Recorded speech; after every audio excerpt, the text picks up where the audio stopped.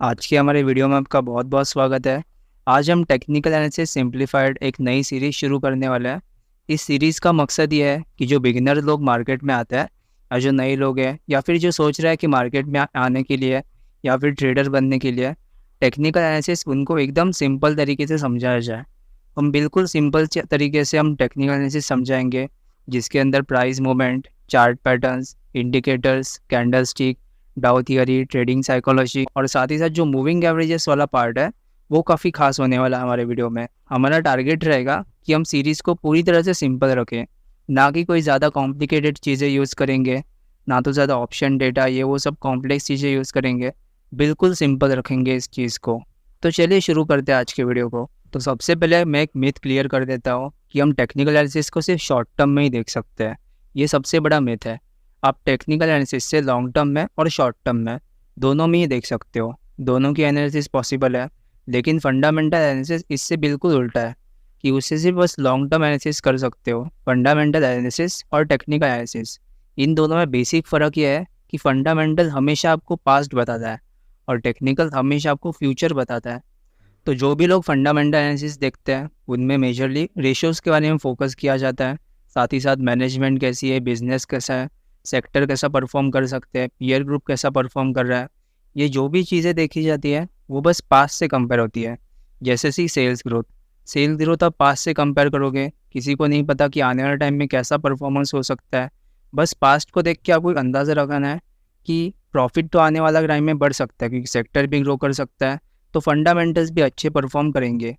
इससे आप fundamental analysis से पास्ट देख सकते हो, ना कि फ्यूचर। लेकिन टेक्निकल एनालिसिस के अंदर इसे सेम उल्टा है। वहाँ पर आप पास्ट को रिप्रेजेंट करके फ्यूचर देख सकते हो, यानी कि पास्ट में जो डेटा कलेक्ट हुआ है उससे आप फ्यूचर इंटरप्रेट करने की कोशिश करते हो। जैसे कि चार्ट पैटर्न कई साल पहले रिपीट हुए थे और वही पैटर्न आगे भी रिपीट हो सकते हैं। कोई बुलिश मारूबोजू फॉर्म हुई थी कुछ साल पहले, तो आज भी अगर बुलिश मारूबोजू फॉर्म होती है एक डाउन ट्रेंड के बाद, तो उसमें हम पता लगा सकते हैं कि चार्ट पैटर्न ऐसे काम कर सकते हैं। तो उससे रिलेटेड टेक्निकल एनालिसिस में हमेशा फ्यूचर देखा जाता है पास्ट को कंबाइन करके, यानी कि जो पास्ट में डेटा हुआ है उस डेटा को कलेक्ट किया जाता है और उसके बाद फ्यूचर का एंटिसिपेशन करना, ये होता है टेक्निकल एनालिसिस। अब टेक्निकल एनालिसिस के अंदर कुछ एजप्शंस होते हैं, उन एजप्शंस की बात कर लेते हैं सबसे पहले। तो टेक्निकल एनालिसिस के अंदर पहला एजप्शन है price discount everything. Price discount everything का मतलब है कि भाव के अंदर सब कुछ इंक्लूड है। जो भी प्राइस आप देख रहे हो स्क्रीन के ऊपर, उसमें हर एक चीज़ इंक्लूड है, फ्यूचर की भी और पास्ट की भी। फ्यूचर में आने वाले रिजल्ट्स जो कि पहले इंक्लूड होते हैं, जैसे कि स्टॉक पहले गिरने लगता है और रिजल्ट्स बाद में ख़राब आते हैं। आपने बहुत बार ये चीज़ नोटिस की होगी कि कोई भी स्टॉक अगर एक आध महीने से ऊपर जा रहा है, काफ़ी बड़े अप ट्रेंड में है, तो उसके बाद इसे रिजल्ट भी काफ़ी अच्छे लगते हैं। कुछ केसेस में अपोजिशन हो सकती है, लेकिन ज़्यादातर केसेस के अंदर प्राइस में सब कुछ डिस्काउंट किया होता है। आपने जो भी कोविड का फॉल देखा, उसके बाद रिकवरी भी आ गई, तो बहुत लोग सोच सकते हैं कि रिकवरी क्यों आ चुकी है इतनी ज़्यादा, ये रिकवरी नहीं आनी चाहिए, मूव सस्टेन नहीं है, फंडामेंटल के अंदर ठीक चीज़ें नहीं है। लेकिन बाद में जाके पता लगा कि इंडिया का जो फॉरेक्स रिजर्व है अपने लाइफ टाइम हाई पर पहुँच गया। जीएसटी कलेक्शन, टैक्स कलेक्शन, सब कुछ अपने लाइफ टाइम हाई पर है। जीडीपी ग्रोथ काफ़ी अच्छी हो रही है और ग्लोबली हर एक कंट्री काफ़ी अच्छी परफॉर्म कर रही है और ये कोविड भी जा सकता है। तो चीज़ें बाद में जाके पता लगती है, पहले ही प्राइस डिसाइड कर देता है। प्राइस अगर चलना शुरू हो रहा है तो इसका मतलब है कि सब कुछ अच्छा हो जाएगा आज नहीं तो कल। तो अगर प्राइस मान लेते हैं कि काफ़ी एक महीने से मूव कर रहा था, तो उसको ना तो आप मूव कर रहे हैं, ना तो मैं मूव कर रहा हूँ और ना तो ज़्यादातर रिटेलर्स मूव कर रहा है। उसको मूव करने वाले एफआईआईज, म्यूचुअल फंड्स, बड़े बड़े बैंक्स, इंस्टीट्यूशनल्स, ये सब उसको मूव करते हैं।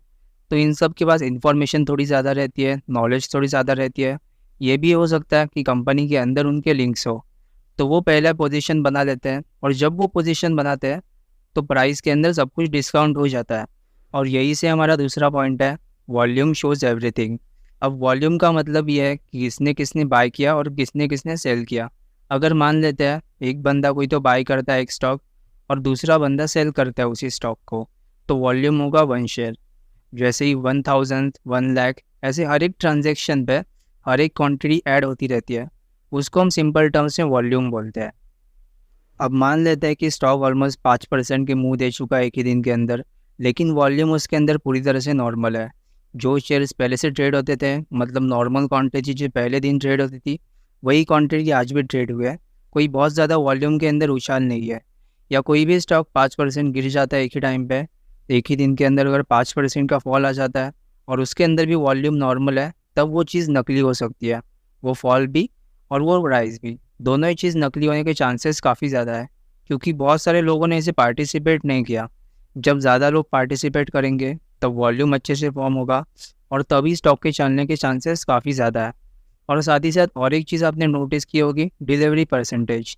डिलीवरी परसेंटेज भी काफ़ी इंपॉर्टेंट है। अगर आप शॉर्ट टर्म में या स्विंग ट्रेड के लिए इसे लेना चाहते हो या फिर BTST करते हो, तब ये चीज़ इंपॉर्टेंट होती है। लेकिन लॉन्ग टर्म के अंदर डिलीवरी परसेंटेज उतनी इंपॉर्टेंट नहीं रखती। अब डिलीवरी परसेंटेज की बात ऐसी है कि अगर मान लेते हैं प्रीवियसली किसी स्टॉक के अंदर 20-30% डिलीवरी हो चुकी है और एक ही दिन में 5% मूव आने के बाद उसके अंदर भी उतनी डिलीवरी रहती है, ना कि इसके ज़्यादा ना तो इससे कम। और अगर डिलीवरी परसेंटेज कम भी होती है तभी काफ़ी नेगेटिव चीज़ है। अगर स्टॉक ऊपर जा रहा है तो बहुत लोग सोचते हैं कि वो ऊपर जा सकता है, तो उसके बाद डिलीवरी भी उठनी चाहिए। अगर डिलीवरी नहीं आती तो इसका साफ साफ मतलब है कि जो बड़े इंस्टीट्यूशंस हैं, बड़े FIs, DIs, इंस्टीट्यूशंस, बैंक्स, वो सब सोचते हैं कि ये स्टॉक ज़्यादा ऊपर जाने वाला नहीं है। और वो ऑपरेटर्स भी हो सकते हैं जो कि स्टॉक को आर्टिफिशियली मैनिपुलेट कर रहा है। अब ये हर एक स्टॉक के अंदर पॉसिबल नहीं है, जैसे कि रिलायंस, TCS, इन्फोसिस, HDFC, जो कि काफ़ी बड़े लेवल के स्टॉक है, मार्केट कैप उनका काफ़ी ज़्यादा है, तो उनको ऑपरेट करना इतना आसान नहीं होता। लेकिन जो भी छोटे स्टॉक है उनको ऑपरेट करना काफ़ी आसान होता है। जैसे कि जो भी स्टॉक सर्किट टू सर्किट काम करता है, जैसे कि south Indian bank, yes bank, जो भी छोटे स्टॉक आप गिन सकते हो जिसका नाम भी किसी ने नहीं सुना, उसको ऑपरेट करना काफ़ी आसान है। तो आप जितनी भी स्टडीज़ गिन सकते हो, जैसे कि technical analysis, price discovery, price movement, chart patterns, indicators, candlestick, या फिर जो हम वॉल्यूम्स और डिलीवरी परसेंटेज की बात कर रहे हैं, वो सब बड़े स्टॉक यानी कि रिलायंस के ऊपर ज़्यादा एप्लीकेबल होगी, ना कि छोटे स्टॉक के ऊपर उतने एप्लीकेबल नहीं हो सकती। उनके अंदर ज़्यादा रिलेवेंस होती नहीं, वो कभी भी कैसे भी मूव करते हैं, कुछ एक ग्रुप मिला के भी उसको मूव कर सकता है।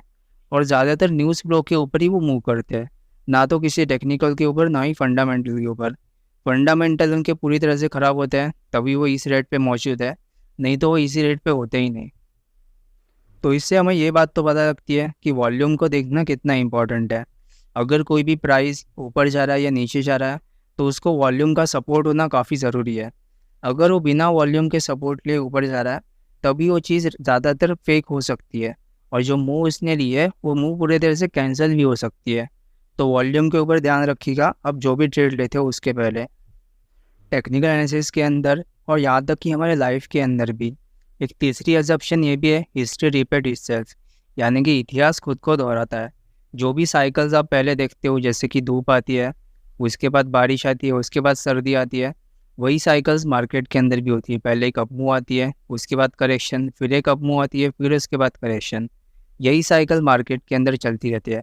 और यहाँ से प्राइस की बात कर रहा हूँ, ना कि स्पेसिफिक स्टॉक मार्केट के अंदर। जैसे कि आप कमोडिटीज़ का चार्ट देखोगे या फिर करेंसी का चार्ट देखोगे तो उसके अंदर भी आपको प्राइस पैटर्न्स नज़र आएंगे, वहाँ पर भी आपको ट्रेंड और करेक्शन नज़र आएगी।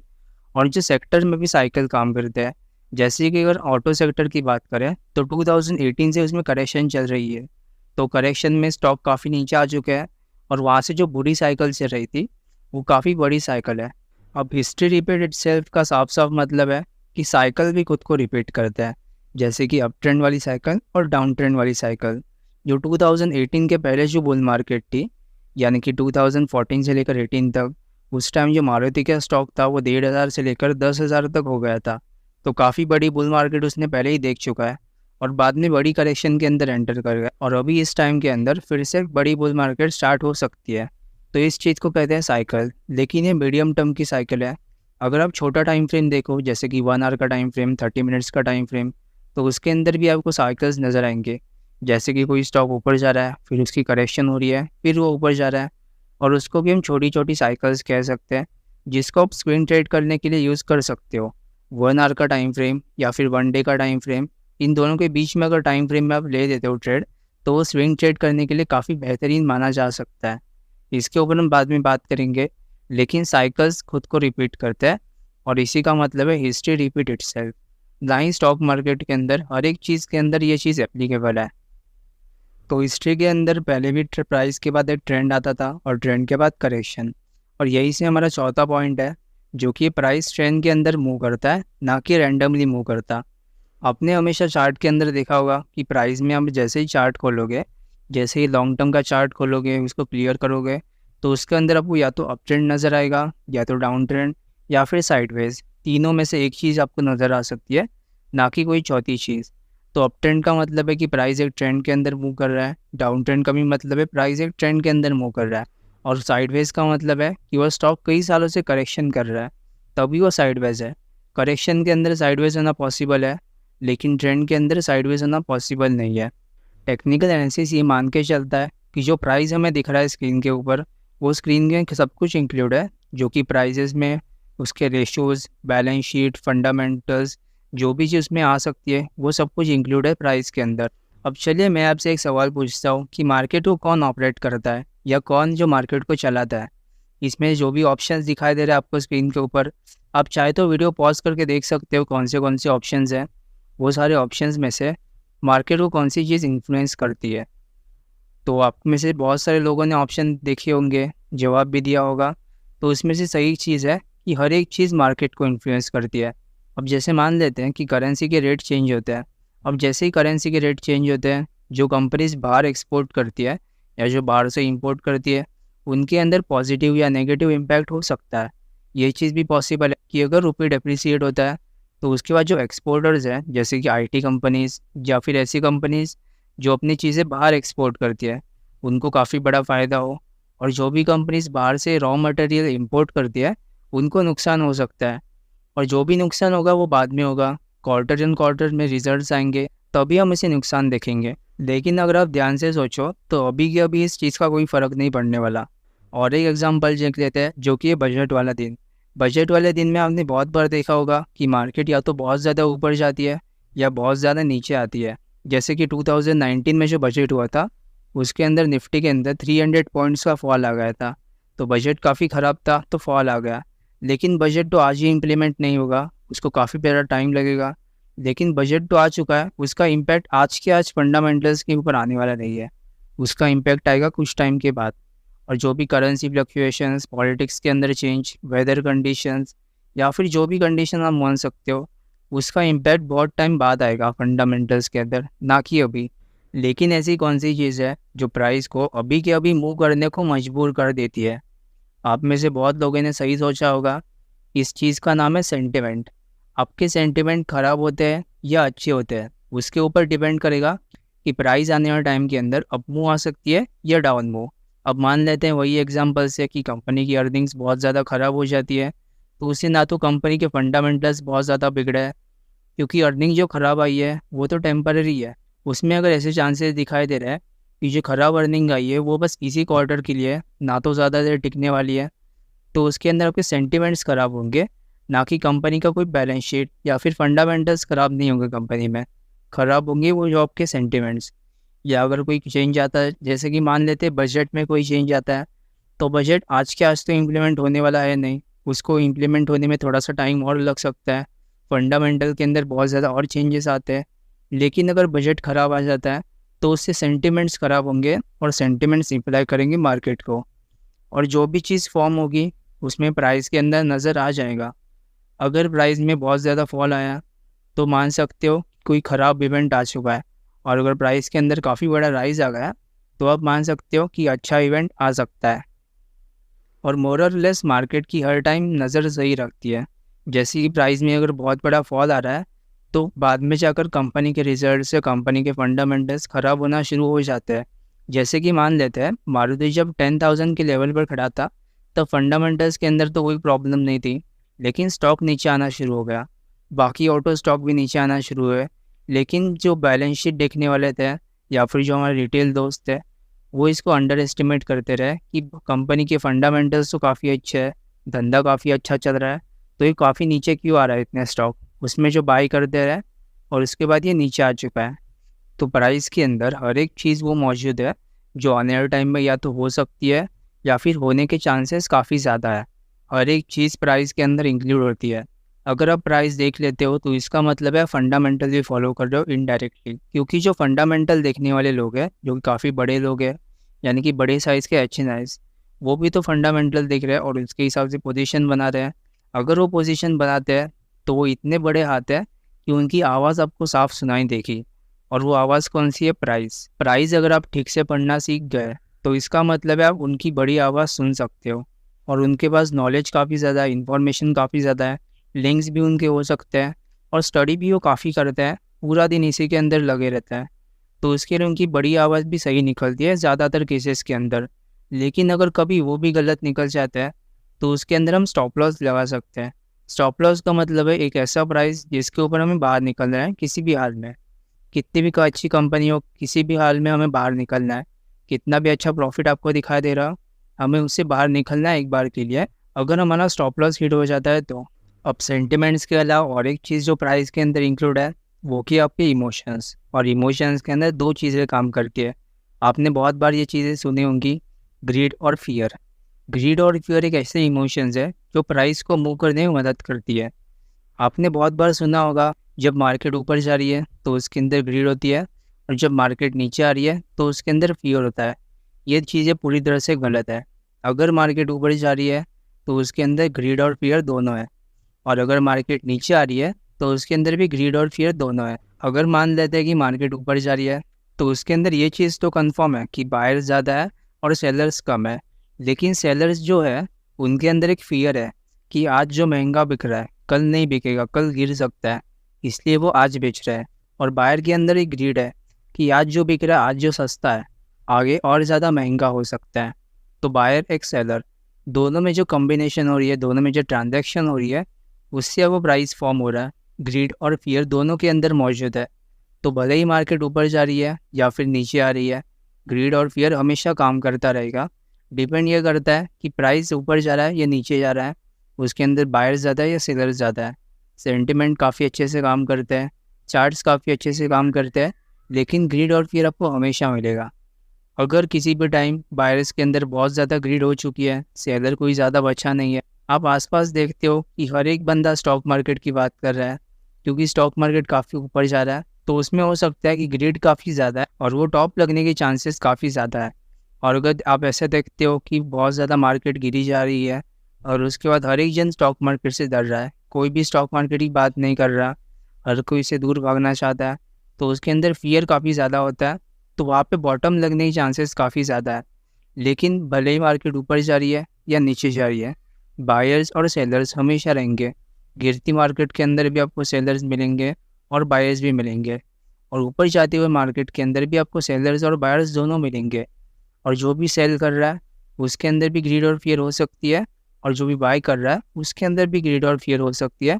डिपेंड करता है सिचुएशन कौन सी है। लेकिन ये दो फैक्टर्स आपको हमेशा हर एक बुल मार्केट के अंदर नज़र आएंगे और हर एक बियर मार्केट के अंदर भी नज़र आएंगे। तो पहले हमने जो चीज़ों की बात की, जैसे कि politics, monsoon, earnings, global conditions, currency conditions, domestic conditions, वो सब मिला के आपके सेंटिमेंट्स बनते हैं।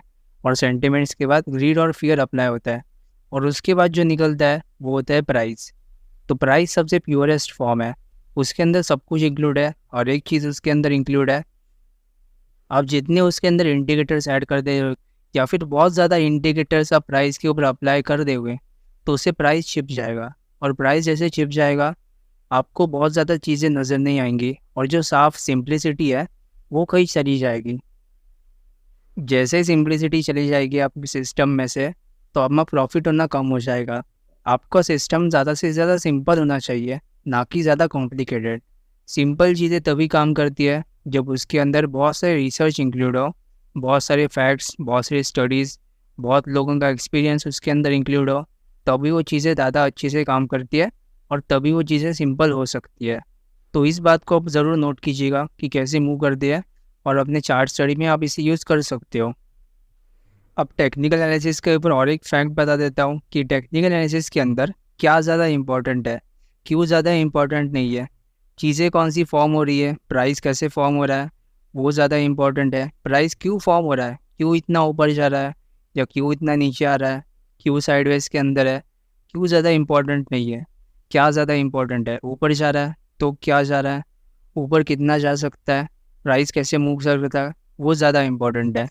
एक बहुत बड़े इन्वेस्टर का कोट था कि people knows the price of everything but the value of nothing. यही चीज़ टेक्निकल एनालिसिस के अंदर एकदम सही अप्लाई होती है। A technical analyst knows the price of everything but value of nothing, यानी कि वो वैल्यू के ऊपर ज़्यादा ध्यान नहीं देता, जो कि रेशोज़ है, यानी कि इंट्रिंसिक वैल्यू स्टॉक की क्या चल रही है, जो कि हमें प्राइस टू बुक वैल्यू से पता रखती है, लेकिन उस पर हम ज़्यादा ध्यान नहीं रखेंगे। ज़्यादा ध्यान हमें इस पर रखना है कि प्राइस क्या चल रहा है, प्राइस में पैटर्न्स कैसे बन रहे हैं। अगर कोई भी स्टॉक बहुत बड़ी करेक्शन कर रहा था और वो करेक्शन अभी जाकर पूरी कर रहा है, तो उसके बाद बड़ी अपमूव आ सकती है। उसकी इंट्रिंसिक वैल्यू शायद बाद में चेंज हो जाए, लेकिन बड़ी अपमूव अभी आ सकती है, तो अभी बाय करेंगे, ना कि उसकी वैल्यू चेंज होने के बाद, या ना तो साइकिल चेंज होने के बाद।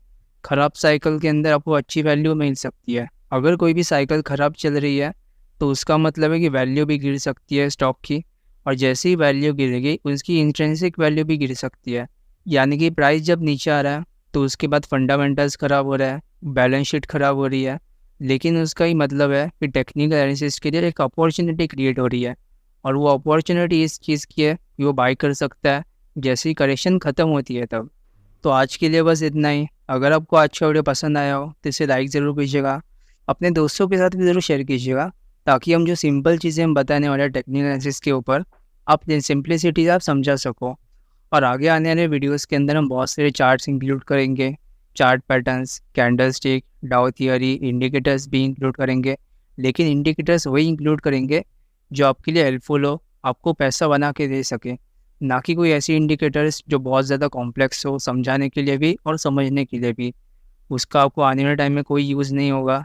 बस आप उसे सीख तो लोगे लेकिन यूज़ नहीं कर पाओगे प्रैक्टिकली। उसके ऊपर हम बहुत सारे इंक्लूड नहीं करेंगे। इंडिकेटर्स वही इंक्लूड करेंगे जो समझने में सिंपल हो, यूज़ करने के लिए सिंपल हो, और आपको पैसा बना के दे सके। साथ ही साथ डाउ थियरी और ट्रेडिंग साइकोलॉजी की बीच बीच में बात करते रहेंगे। कैंडल स्टिक के साथ इंक्लूड करते रहेंगे साइकोलॉजी को भी।